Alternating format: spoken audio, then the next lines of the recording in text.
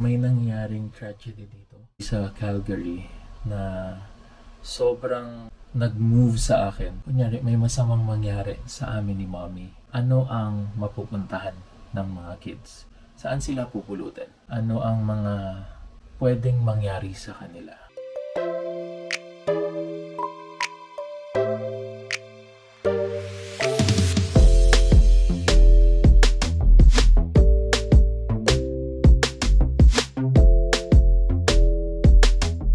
Hello fam! So, good morning and good afternoon again. Maayong buntag, maayong adlaw sa tanan.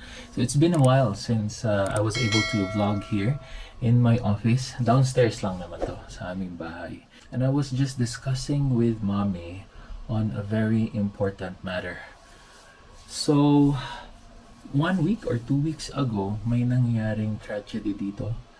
Actually sa Calgary na sobrang nag-move sa akin and sa aming family kasi kilala sila ng mga group of Filipino friends namin dito sa Calgary.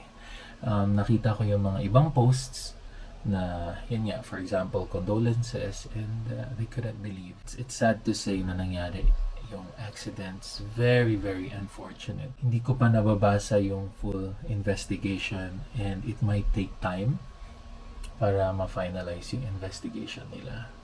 Pero it struck me kasi yung buong family ang naapektuhan talaga. So, on our side, we were just thinking na, knock on wood, paano kung nangyari yung pinakaayaw natin na bagay sa amin pa talagang dalawa ni Mommy? Ano ang magiging kahihinatnan ni na Kuya Davon and Lianica? And given na kami lang technically yung family dito or immediate family, wala yung lolo, wala yung lola, wala akong kapatid dito, walang kapatid si Donna. Sino technically ang pwedeng mag-alaga sa kanila? And I searched online, may chat GPT, but what I used is Gemini, Google Gemini. Nagtanong lang ako ng isang simpleng question. What will happen to my kids if Donna and I die? Paano ang mangyayari sa mga bata? Given na wala kaming immediate family dito sa Canada, kung ang mga family namin sa Pilipinas ay lilipad naman dito, it will take time for them para maalagaan si Davon and Lianica. We are just studying and trying to really simplify yung pwedeng mangyari kina Kuya Davon and Lianica. There are two things na pwedeng mangyari. Number one is they need to identify kung sino ang magkakaroon ng physical custody kina Davon and kay Lianica. And number two, kung may inheritance man, paano nila yun makukuha? Paano sila magbe-benefit dito? And ang isang napakalaking bagay na nakalagay dito, and to answer this question actually, is kung may will ba kami or wala. And having this will, last will and testament, ika nga sa ating mga Pilipino, mabibigyan niya agad ng kasagutan yung dalawang main questions na to. And for this, inaral ko din. Number one, kung wala kang will, ang magiging physical custody, technically, ay ang state. So, hindi ko alam anong definition na magiging state ang mag-o-own or sila yung mamamahala ng physical custody ni na Davon. So, I imagine na merong nakareding parang orphanage or pwedeng mag-take care sa kanila kasi nawala yung both parents eh. Kasi kung may isang parent na nagli-live, automatic dun sa mommy or sa daddy na natitira. Pero kung wala yung dalawa, sila yung magte-take custody. I imagine na may facility para dito na mag-take care sa kanilang dalawa. Pero fam, imagine yung emotions nila na yun yung nangyari sa magulang, tapos hindi nila kami makita, tapos hindi din nila kilala yung taong nag-aalaga sa kanila for the meantime. Ano ang mangyayari?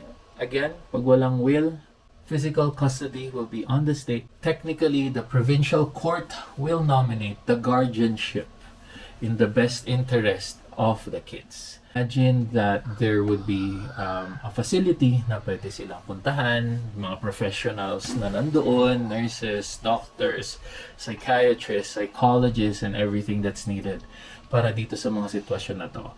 Pero na-imagine ko lang yung mga pagdadaanan ng mga bata, yung emotional roller coaster nila. Yun ang mangyayari. And pag wala kang will, ayun nga, sa court. And eventually, the relatives, of course, could apply for the custody or guardianship of the kids. Siyempre, prove mo lang na kapatid ka, or parent ka, or lola and lolo ka. Pero fam, yung time difference na nangyari ito, buwan na siguro. So imagine yung trauma or takot ng mga bata na months na nilang hindi nakikita yung mga magulang nila. Tapos biglang matagal pa bago ma-process pala ng mga lolo, lola, uncle, and aunties yung mangyayari para makuha sila as the legal guardian. Paano pa? Kung for example, sa side ko, gusto nila, sa side ni Donna, gusto, dalawa mag-aaway pa, napakalaking gulo. But, kung meron kang will, agad-agad masasagot yung tanong. And I think kailangan lang i-prove sa court. It could take probably a matter of days or weeks lang. Kung may will ka, kung sino yung nandito sa will na gusto mo as guardian, doon agad mapupunta. Ito yung pinaka-main na goal namin ni Donna na kailangan namin sagutin. So ang sagot is, we need a last will and testament or a dying intestate dito sa Canada. Number 2, alam naman natin, ito yung isa sa pinakaunang reason or pinaka-top reason kung bakit yung mga magpipinsan, mag-uncle, aunties, magkakapatid ay hindi na nagkakasama sa isang family reunion or picture ay dahil dito sa inheritance kung kanino na ibigay ng great-grandma or ng lola or ng lolo ang mga bahay, kotse, pera, and all. So ito din, kung may will ka, masasagot din ito right away. Pero again, second na lang to kasi dalawa lang naman sila. What I have in mind would be more or less our close relatives, sister and mom and lola na pwedeng mag-distribute nito for Davon and Lianica. So based on this research, I think sobrang malaking advantage para sa mga parents na kagaya natin and kagaya nyo na dapat may last will kayo or ang tawag dito sa Canada ay dying intestate. So ngayon, I have a few options. Magkokontak ako ng ibang mga friends ko around kung sino ang pwede na makahelp sa amin to draft a will.